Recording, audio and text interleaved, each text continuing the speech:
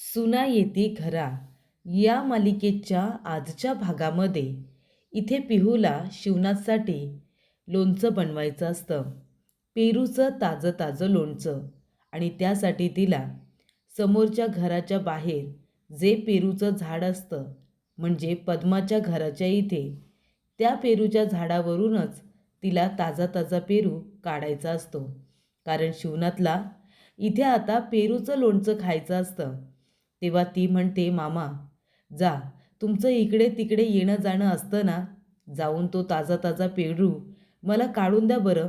मला इथे आप्पांसाठी आता लोणचं बनवायचं आहे. तेव्हा इथे मामा पण घाबरतात, त्या लोकांनी मला पकडलं तर माझे पेरूसारखे छोटे छोटे तुकडे करतील. तेवढ्यात तिथे आलेली असते ती म्हणजे वेदा. वेदा म्हणते, हाय, तुम्ही काय करताय इथे? तुम्ही खेळताय का, लपाछुपी करताय का? तेव्हा राघव म्हणतो की ए वेदा, तू नेहमी म्हणत असतेस ना की मी तुला माझ्या टीममध्ये घेत नाही दादा घे, असं म्हणत असतेस ना. मग आता मी तुला माझ्या टीममध्ये घेतोय. तुला एक काम करायचं आहे. त्या समोरच्या झाडावरती जो पेरू आहे ना, तो तुला काढायचा आहे. ती म्हणते, कोण, मी? ए चल राहू दे, तुला मी सांगते की तुझ्या टीममध्ये घे. अरे काहीतरी काम सांग, दुसरं काम सांग. हे असं काही काम सांगू नको, हे काम नाही आहे, शिक्षा आहे शिक्षा. बाबा समोरच्या इकडे त्या रेषेच्या पलीकडे जर गेले आणि त्या लोकांनी मला बघितलं आणि घरामध्ये जर कळलं ना, तर युद्ध होईल. मी नाही बाबा तो पेरू वगैरे काढणार. दुसरं काय काम असेल तर सांग. तेव्हा राघव म्हणतो, मी एक काम कर जा, सोपं काम सांगतो तुला. घरामध्ये जायचं, आईवरती लक्ष ठेवायचं, आईला बाहेर येऊ द्यायचं नाही. ती म्हणते, हां ठीक आहे, हे काम मी करायला तयार आहे. आईला मी अजिबात बाहेर येऊ देणार नाही. त्यानंतर प्रेक्षकांनो, इथे आता पिऊ म्हणत असते, मामा तुम्ही पेरू काढताय की नाही? तुम्ही माझ्यासाठी एवढं नाही करणार? तेव्हा तो घाबरलेला असतो. पिऊ म्हणते, राघव भाऊजी, आता तुम्हाला तर पेरू माझ्यासाठी काढावा लागेल. मी तुम्हाला शब्द दिलाय ना की आपलं घर नेहमी एकत्र बांधून ठेवेन आणि आपल्या घरामध्ये प्रत्येकाचं मन जिंकेन म्हणून. मग आता आप्पांना खुश करायचं असेल तर आप्पांचं फेवरेट त्यांना लोणचं दिलं पाहिजे की नाही? मग तुम्ही मला आता पेरू आणून द्या. तेव्हा इथे जर तुम्ही तो पेरू काढलात ना, तर मी तुमची सेटिंग आहे ना त्या समोरच्या पोरीबरोबर लावून देईन. तो म्हणतो, काय ओ वहिनी, माझ्या सेटिंग बिटिंगबद्दल आता काही बोलू नका. आता मिशन एकच, मिशन पेरू. त्यानंतर वेदाई तरी म्हणते, आई काय करतेस तू? तेव्हा ती म्हणते, अगं रात्रीच्या स्वयंपाकाची तयारी करून ठेवते. तू आलीस का कॉलेजवरून? तुला काही खायला देऊ? तेव्हा वेदा म्हणते, खायला नाही, नको नको, खायला काही नको आई. तू किती काम करतेस ग, खूपच काम करतेस तू. तू एक काम कर आई, तू इथेच कामं कर आणि तुला जर काही मदत लागली ना तर मला आवाज दे. मी अभ्यास करत बसते, मी तुला मदत करायला येईन हां. पण तू बाहेर येऊ नको. जेवण करायला तुला 1-2 तास तरी जातीलच ना, पण तू आतमध्येच थांब आणि जर तुला मदत लागली तर मला आवाज दे, मी धावत येईन. त्यानंतर इथे आता वेदा निघून गेल्यानंतर उमा म्हणत असते, वेदा आणि स्वयंपाकाला मदत, कारण ती काही मदत वगैरे करत नसते. त्यानंतर प्रेक्षकांनो, इथे राघव म्हणतो, ठीक आहे, आपल्याकडे एक आयडिया आहे. तो जाऊन बांबू घेऊन येतो आणि बांबूला तार बांधत असतो आणि मग त्याने तो पेरू पाडणार असतो. तेवढ्यात वेदा म्हणते, ए राघवदादा, हे बघ मी काय आणलंय, पेरू पाडायला बेचकी, याने आपण पेरू पाडूया का? तेव्हा बंटी मामा म्हणतात, वा, ही चांगली कल्पना आहे. राघव म्हणतो, काय चांगली कल्पना आहे? पेरू जर आपण बेचकीने पाडायला गेलो आणि जर त्यांची काच फुटली तर काय करायचं आपण? याने अलगद आपण पेरू काढू शकतो. ती म्हणते, अरे पण बेचकीने पण काढू शकतो ना. तो म्हणतो, वेदा गप्प बस, तू इथे लक्ष ठेव, आई येईल ना, जा आणि आतमध्ये लक्ष ठेव, आम्ही याने पेरू पाडतो. त्यानंतर इथे वेदा म्हणते, मला पण हे सगळं मिस नाही करायचं आहे, मी मध्येच उभी राहते, म्हणजे आईवरती पण लक्ष राहील आणि मला बघता पण येईल नक्की काय करतायत ते. तेवढ्यातच तिथे आता पेरू पाडत असताना तिथे रुद्र येत असतो. पिहूचं लक्ष जातं आणि पिहू खुणावते. तेव्हा लगेच तिथे राघव आणि मामा चाल बदलतात आणि पेरू काढण्याचं नाटक करता करता इथे बाजूला जाऊन उभे राहतात आणि म्हणतात की आपल्याला इथे ताडपत्री बांधायची आहे. आपल्या घराच्या समोर ताडपत्री बांधली की आपल्या दारात पाणी नाही येणार मामा. तेव्हा इथे बंटी मामा म्हणतात, हो हो, बांधूया बांधूया, आपल्या इथे पाणी येता कामा नये. तेव्हा रुद्र म्हणतो, ए बंटी मामा, काय चाललंय रे तुझं? तो म्हणतो, ए भाच्या, काय चाललंय म्हणजे काय? आमच्या इथे आम्ही ताडपत्री बांधतोय, आम्हाला पाणी नको ना अंगणात म्हणून. तेव्हा तुला काय करायचं आहे ते कर जा. तेव्हा रुद्र म्हणतो, ए रम्या, चल टेम्पोमध्ये लगेच बांबू भरायला घे, कारण का आम्हाला सुद्धा ताडपत्री बांधायची आहे. तेव्हा राघव म्हणतो, बघितलं, बांबू भरून याला आता टेम्पो पाहिजे. त्यानंतर तिथे काही गडबड तर नाही आहे ना हे बघायला उमा बाहेर येते. ती म्हणते, वेदा, चल मला लसूण सोलून दे, चल, काय करतेस इथे? तेव्हा वेदा म्हणते, आई ते राघव दादा. तेव्हा उमा म्हणते, राघव, काय करतोयस तू इथे? राघव म्हणतो, अगं आई काही नाही, इथे उभा राहिलोय, इथे आपल्याला ताडपत्री बांधायची आहे ना. वेदा म्हणते, अगं आई, ओलं झाल्यावर तुला सगळं साफसफाई करावी लागते ना, दादाला तुझी किती काळजी आहे, म्हणून आहे ना दादा इथे ताडपत्री बांधतोय. बांधू दे त्याला, तू चल ना माझ्याबरोबर, चल, मी तुला लसूण सोलून देते, चल. तेव्हा उमा म्हणते, राघव, खरोखर बाळा ताडपत्री बांधतोयस ना, का काही उपद्व्याप करून ठेवतोयस? तेव्हा तो म्हणतो, काय उपद्व्याप आई? मी तुझी काळजी करतोय, तू माझी लाडकी आहेस म्हणून, तुला सगळं साफ करावं लागतं म्हणून, आणि तू मलाच म्हणतेस की मी उपद्व्याप करतोय म्हणून. त्यानंतर इथे भास्कर आणि पद्मा कामाबद्दल बोलत असतात की ताई, काही लोकांना आता इथे रासायनिक खतांची ॲडव्हर्टाइजमेंट करायची आहे आणि त्यांनी आपल्याला ते लवकरात लवकर पोस्टर तयार करायला सांगितलेत. तेव्हा पद्मा म्हणते, हा ठीक आहे ना, मग जर आपल्याला या सगळ्यातून काही फायदा होणार असेल तर डील आपण इथे कॅन्सल करू नका, डील आपण इथे फायनल करूया आणि लवकरात लवकर कामाला सुरुवात करा. तेव्हा इथे आता राघवने मस्त पेरू काढलेला असतो. तो म्हणतो, वहिनी हा बघा पेरू, चला बरं आता. तेव्हा ती म्हणते, राघव भाऊजी, अहो एका पेरूने काय होणार आहे, अजून एक पेरू तरी पाहिजे ना, हो पुरायला पाहिजे ना लोणचं. आणि ती म्हणते की अजून एक पेरू काढायला पाहिजे. तो म्हणतो, वहिनी नको, अहो एक आहे तो बास झाला. ती म्हणते, नाही नाही थांबा. आणि ती बेचकी घेऊन आता बरोबर एक पेरू पाडते, पण एक पेरू खाली पडतो, पण समोरच्या लोकांची काच फुटते, पद्माच्या घराची काच आता फुटते. तेव्हा इथे आवाज ऐकून छाया बाहेर आलेली असते. ती म्हणते, घ्या, केलं कल्याण, फोडली काच, आता काही खरं नाही आहे. तेवढ्यातच ती बाहेर येते आणि दारातच तिथे पेरू पडलेला असतो गेटमध्ये. तो छाया उचलते आणि ती म्हणते, कुणी फोडली रे काच? तेवढ्यातच तिथे अन्विता आलेली असते. तेव्हा राघव म्हणतो की आता काय करायचं? वहिनी, बघितलं तुम्ही, काय गरज होती तुम्हाला परत बेचकीने पेरू पाडायची? आता फुटली ना त्यांची काच. ती म्हणते, अहो राघव भाऊजी, एका पेरूने काय होणार होतं? तेवढ्यातच तिथे अन्विता आलेली असते.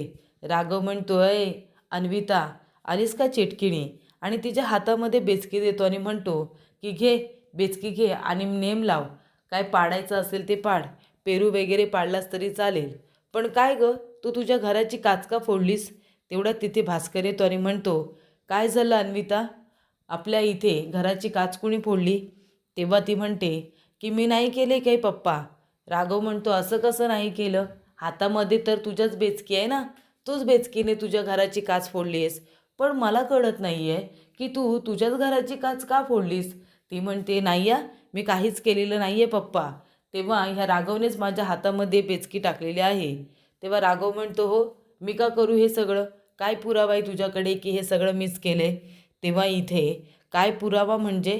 तेव्हा तुझ्याकडे काय पुरावा आहे की हे सगळं मी केले? तेव्हा लगेच इथे पार्टी बदललेली असते पिहूने. पिहू म्हणते, मी आहे ना पुरावा, राघव भाऊजींनी काही केलेलं नाही आहे, मी आहे पुरावा. तूच इथे दगड घेतलीस आणि तुझ्या घराच्या काचेवरती मारलीस आणि त्यामुळे घराची काच आहे ना फुटली, हे सगळं तुझंच कारस्थान आहे. अन्विता म्हणते, बाप रे, किती खोटं बोलतेस गं तू, मला वाटलं तू चांगली आहेस, पण तू पण या लोकांसारखी खोटारडीच निघालीस. तेव्हा इथे बंटी मामा म्हणतात, हे अन्विता, कोणी पण दगड मारलेला नाही आहे, उगाच कुणावरती आरोप करू नका. तेव्हा इथे लगेच बंटी मामाची साथ देत पिहू म्हणत असते, कुणीही दगड वगैरे मारलेलेच नाही आहे, आम्ही कशाला मारू? तेव्हा खोटे नाटे आरोप करायला नको, तुझ्या हातामध्ये बेचकी आहे ना, मग तूच मारले असशील. राघव म्हणत असतो, नाहीतर काय. आणि काय गं अन्विता, तुला जर तुझ्या घराच्या काचा फोडायच्या आहेत तर बेधडकपणे फोड ना, खोटं बोलायची, लपवछपवी करायची काय गरज आहे सांगा बरं? तेव्हा ती म्हणत असते, ए राघव, गप्प बस, हे सगळं तू केलेस. तेव्हा पिहू म्हणते, नाही या, आमच्या राघव भाऊजींनी काहीच केलेलं नाही आहे. उलट त्यांच्यावरती हे खोटे नाटे आरोप नको, त्यांनी काय बी केलेलं नाही आहे. तेव्हा तिथे पद्मा आलेली असते. ती म्हणते, उमा, ए उमा, लवकर बाहेर ये. तेव्हा इथे उमा आता बाहेर येते. ती म्हणते, काय झालं? तेव्हा पद्मा म्हणते की तुझ्या ह्या लाडक्या पोरानं आमच्या घराची काच फोडली. तेव्हा भास्कर म्हणतो, त्यांना उपद्व्याप केल्याशिवाय दुसरं काही येतं का? हे सगळं तुझ्याच मुलांनी केलं आहे. तेव्हा इथे उमा म्हणते, हे बघा, तुम्हाला मला जे काही बोलायचं आहे ना ते बोला, पण माझ्या मुलांना तुम्ही काहीही बोलायचं नाही. मला ते अजिबात आवडणार नाही. तेव्हा इथे आता पद्मा म्हणत असते, अगं तुझ्या मुलांना दुसरं येतं काय गं? घराची काच फोडून नाव अन्वितावरती टाकतायत. तेव्हा इथे उमा म्हणते, काय पुरावा आहे तुमच्याकडे? सांगा ना, माझ्या मुलांनी तुमच्या घराची काच फोडले, पुरावा काय आहे तुमच्याकडे? तेव्हा भास्कर म्हणतो, अरे दुसरं काही येतं काय त्यांना? आम्हाला त्रास द्यायचा आणि मग आम्ही काही बोललो की मग तुम्हाला राग येतो. दुसरं काही येतं का? आमच्या घराची काच फोडायची काही गरज काय होती तुम्हाला? तेव्हा इथे आता लगेच अन्विता ही आपली गाडी घेऊन निघून जाते. उमा म्हणते की माझ्या मुलांनी काच फोडलेली नाही आहे. मी अजिबात खोटे नाटे आरोप खपवून घेणार नाही. काही झालं तरीसुद्धा त्यांनी काच फोडलेली नाही आहे, मी सांगते ना. आणि जर तुम्हाला तसं वाटतंय तर पुरावा द्या. आणि तेव्हा प्रेक्षकांनो, या ठिकाणी आता अन्विता गेलेली असते, बाकीचे सगळे पण गेलेले असतात. तेव्हा पिहू म्हणते, मामी, मगाशी तुम्ही जो पेरू उचलला तो द्या ना. तेव्हा ती पेरू फेकून मारते बंटीकडे आणि म्हणते, जर पुढच्या वेळेला माझ्या अन्विताला या सगळ्यामध्ये घेतलं ना, तर तुमची एकेकाची कशी वाट लावून ठेवते ते बघा. माझ्या अन्वितावरती आरोप करायचे नाही. आणि इथे छाया बरोबरच बोलते, कारण अन्विताची काहीच चूक नसते. त्यानंतर इथे राघव म्हणतो, हे लोक समजतात काय स्वतःला? नेहमी नेहमी आपल्यावरती आरोप करतात. अरे आम्ही कशाला जाऊ यांच्या घराच्या काचा फोडायला? तेव्हा इथे लगेच वेदा म्हणते, नाहीतर काय, यांना उगाचच असं वाटतं की आपण चुकतो म्हणून. प्रत्येक वेळेला आपल्याला बोलतात. असं कोणी बोलतं का? तेव्हा बंटी म्हणतो, नुसतं भांडण भांडण आरोप एवढंच येतं या समोरच्या माणसांना करताना. बाकी यांना काहीच कळत नाही. आम्ही कशाला जाऊ हो त्यांच्या घराची खिडकी बिडकी फोडायला? राघव म्हणतो, नाहीतर काय, पुरावा तरी होता का त्यांच्याकडे? काय गं आई, पुरावा मागितल्यानंतर कसे गप्प बसले आणि सगळेजण गेले? तेव्हा पद्माने एक गोष्ट केलेली असते. पुरावा मागितल्यानंतर पद्मा म्हणते, भास्कर, आपल्या संपूर्ण घराला बाहेरून आतून CCTV कॅमेरे लाव.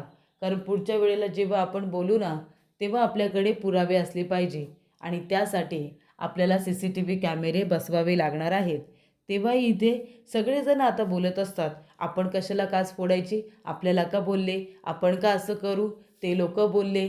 आणि तेव्हा इथे आपल्याला काय मिळणार आहे हे सगळं करून? असं बोलल्या बोलल्या उमा म्हणते, फळ, आपल्याला फळ मिळू शकतं. तेव्हा मामा म्हणतात, नाही नाही, फळ नाही, पेरू, पेरू मिळू शकतो. तेव्हा इथे सगळेजण घाबरतात. वेदा म्हणते, अरे मामाने काय बोलला, कशी वाट लावली? तेव्हा उमाला संशय आलेला असतो आणि उमा आता संशयाने त्या सगळ्यांच्या तोंडाकडे बघत असते. कारण का, इथे आता सहजासहजी तरी काही काच फुटलेली नाही आहे. म्हणजे याचा अर्थ पेरू काढण्याच्या नादामध्येच काच फुटलेली आहे हे तिला कळलेलं असतं. तर प्रेक्षकांनो, पुढील भागामध्ये इथे आता पिहू लोणचं बनवत असते. तिच्या सासऱ्यांसाठी, शिवनासाठी पेरू वगैरे कट करून घेते. हळद, मीठ, मसाला, जे काही जिन्नस त्याच्यामध्ये टाकायचे असतात त्या सगळं टाकून आता खूप छान असं बनवलेलं असतं लोणचं. आणि त्यानंतर थालीपीठसुद्धा बनवलेलं असतं. तेव्हा शिवनाथ खात असतो, सगळेजण खात असतात. तो म्हणत असतो की उमा, खूप छान झाल्या थालीपीठ, पण इथे लोणच्याची तारीफ काही होत नाही. पिहूला वाईट वाटतं आणि ती निघून जाणार. तेवढ्यातच शिवनाथ म्हणतो, आणि उमा, पाहुणीला सांगा लोणचं पण छान झाले म्हणावं. पण लोणचं हे खूप छान लागते हो, ताजंच ताजं आहे. मार्केटमधला पेरू वाटत नाही या, झाडावरून ताजा पेरू काढल्यासारखं वाटते. कुठून आणला, कुठून हा पेरू? असं म्हणाल्यानंतर पिहू आता घाबरलेली असते आणि आता उमा काय उत्तर देणार याची सगळेजण वाट बघत असतात. पण जेव्हा इथे शिवनाथ कौतुक करतो पिहूचं की लोणचं खूपच जास्त चवदार आणि छान बनलेलं आहे, तेव्हा तिला खूपच जास्त आनंद होतो. पण जेव्हा विचारतो शिवनाथ की हा पेरू आणला कुठून, हा मार्केटमधला पेरू नाही वाटत आहे, ताजा ताजा रसरशीत पेरू वाटतो आहे आणि म्हणूनच याचं लोणचं इतकं ताजं बनलं आहे. तेव्हा इथे आता राघव, पिहू, वेदा सगळेजण एकमेकांच्या तोंडाकडे बघायला लागतात, कारण हे संपूर्ण कारस्थान सगळ्यांनी मिळून केलेलं असतं. आणि त्यामुळे इथे उमा आपल्या आता सुनेची आणि मुलांची साथ देणार का, हे आपल्याला बघायला मिळणार आहे.